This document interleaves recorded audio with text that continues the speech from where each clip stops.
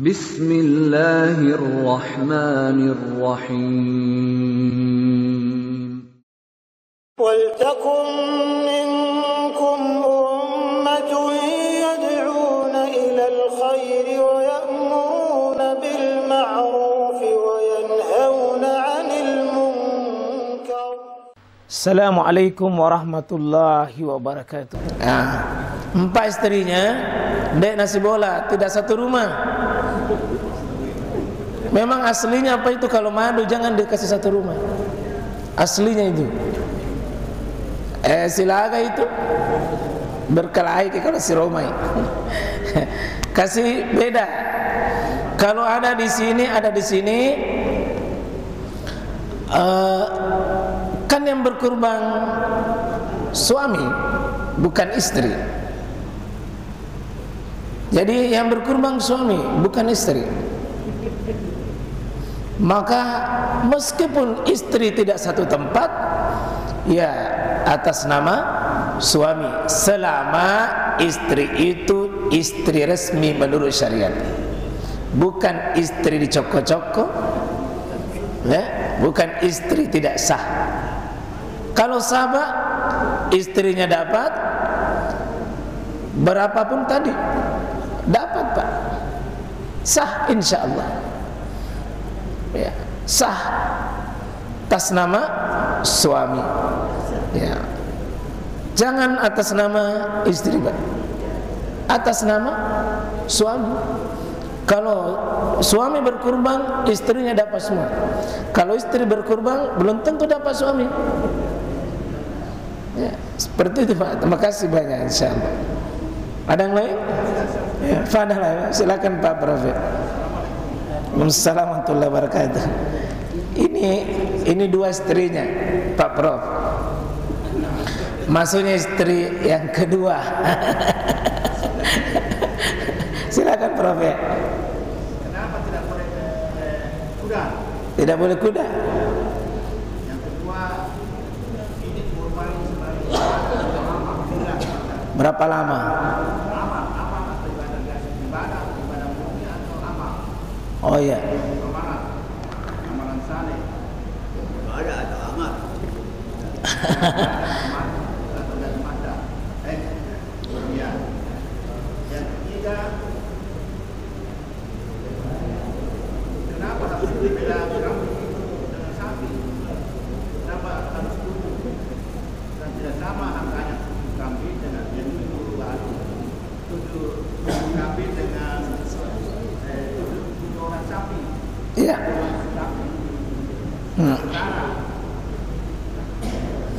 Ya. Woi, masya Allah. 4 pertanyaan. Mati mija.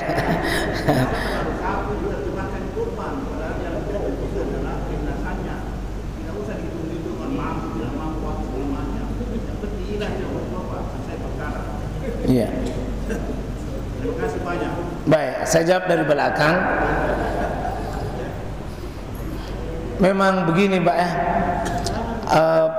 paling bagus kita ini hamba-hamba Allah Pak, berikanlah yang terbaik. Jangan terlalu pakai hitung-hitungan di sisi Allah Subhanahu Wa Taala. Jangan terlalu pakai saya ini belum mampu. Ya, seolah-olah kalau urusan akhirat kita selalu merasa tidak cukup. Ya. Seolah-olah kalau urusan akhirat selalu manusia itu menganggap dirinya belum mampu. Saya sependapat Pak bagus itu untuk motivasi diri kita, selalu mengatakan saya bisa. Maaf ya. Ini maaf, ada jamaah kami di sini di Antang. Itu pemulung Pak. Hari-hari cuma itu dapat rezeki dari situ, tapi ada uangnya 5.000, 10.000 Pak. Dia bilang uang kurban. Secara hitungan tadi standarnya 4 imam mazhab, sebenarnya dia tidak sanggup, tidak mampu sebenarnya. Tapi faktanya dia mampukan dirinya. Itu motivasi besar Pak. Ada orang saya lihat sebenarnya kalau dilihat sanggup, tapi tawar-tawar dirinya akhirnya jarang bisa berkurban. Saya pendapat begitu Pak. Pendapat Imam Ahmad bin Hanbal ya tanda petik dipaksa-paksa. Cuma kalau pembahasan ilmiah fikihnya Pak, fikihnya ya tetap ada karena kata-kata itu man wajada sa'a, siapa memiliki kemampuan. Nah, ini yang dijelaskan oleh para ahli ilmu, siapa yang dimaksud dengan memiliki kemampuan. Karena ada konsekuensi dari kemampuan itulah diberi hukuman. Siapa memiliki kemampuan berkorban, artinya kalau tidak memiliki kemampuan berkorban, bukan itu yang dibahas. Bukan itu yang dibahas. Yang dibahas memiliki kemampuan berkorban, lalu dia tidak berkorban, maka hukumannya dari Nabi bisa diusir salatnya, bisa diusir dari tempat salat. Kalau dia tidak mampu ya tidak kena hukuman itu. Yang dibahas ancaman itu adalah kemampuannya. Itu yang pertama. Yang kedua, jenis binatang.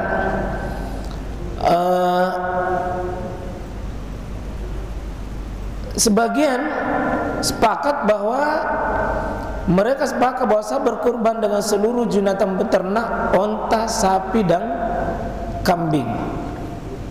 Dipakai di sini walikulli ummatin ja'alna mansakan, dan bagi tiap umat kami syariatkan penyembelihan kurban supaya mereka menyebut nama Allah terhadap binatang ternak. Nah, binatang ternak. Nah, sekarang kan banyak binatang ternak Pak. Kalau begitu sesuatu yang diternakkan masuk itu ya masuk tong itu ayam. Ayam Pak termasuk. Lebih-lebih apa namanya? Kuda tadi. Tapi penting kita pahami bahwa tafsir ini, ayat ini bersifat umum, Maka para ulama tafsir menerjemahkan di sini min bahimatil an'am, dari binatang ternak, maka yang mereka masukkan dalam kategori itu adalah onta, sapi dan kambing serta domba. Di bawahnya kambing itu kan sepupunya kambing itu domba. Untuk kuda tidak masuk. Kerbau ada yang masukkan dia jenis sapi, tapi ada yang memisahkan karena sifat-sifat sapi berbeda sebagiannya dengan sifat kerbau. Kerbau itu Pak melempong, sapi tidak. Jadi ada yang masukkan itu kerbau pada jenis sapi, ada yang mengatakan dipisah. Maka saya berpendapat Pak, kalau masih ada sapi mau dulu, tidak ada sapi baru kerbau. Itu pendapat yang lebih aman ya, insyaallah. Jadi ya Pak Prof, jadi anda usah dulu kuda, ini mau dulu sapi dengan kambing ya anda ya. Oh di Jeneponto makan kuda, tapi makan sapi tak. Tapi kalau makannya Pak kuda boleh dimakan, jelas kuda bisa dimakan Pak. Halal itu kuda, tapi tidak masuk daftar. Kalau dimakan silakan, tapi kalau dijadikan kurban ya tidak masuk ya. Ya. Bagaimana dengan orang Jeneponto? Ada sapi, ada samping, ada kambing. Ya, untuk memenuhi syariat itu. Adapun kalau potong juga sapi, motongi makan kuda, bagus lagi. Silakan. Tapi yang dijadikan syariat kurban itu adalah ya sapi dengan kambing. Sama dengan akikah Pak. Akikah itu kambing, bukan sapi. Akikah itu kambing, bukan sapi. Bapak menyembelih 7 ekor sapi dalam sebuah akikah tidak memenuhi syarat. Tapi beli kambing 1 ekor itu sudah menyelesaikan syariat. Kambing Nabi sebutkan khusus untuk akikah. Akikah, Pak. Tidak boleh hewan lain. Tentu ada hikmah semua di balik itu semua. Itulah syariat, Pak. Yang ketiga, apa tadi itu, Prof? Ya, maaf. Apa itu? Oh ya, kurban ini, Pak, ibadah. Ada ibadah mahdanya, ada ibadah mahdanya, artinya khusus. Ada ibadah ammanya, ibadah umum, karena bisa bersifat sosial. Bisa. Kenapa masuk dia ibadah mahda?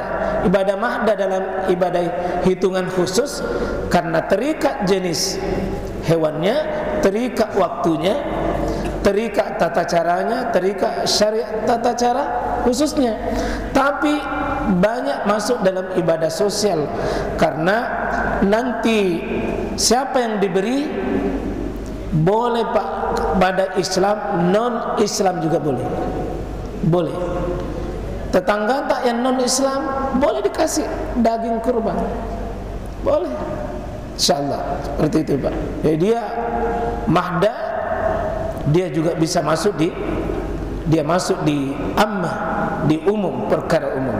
Dia ada sosialnya, ada ibadah kekhususannya. Insyaallah.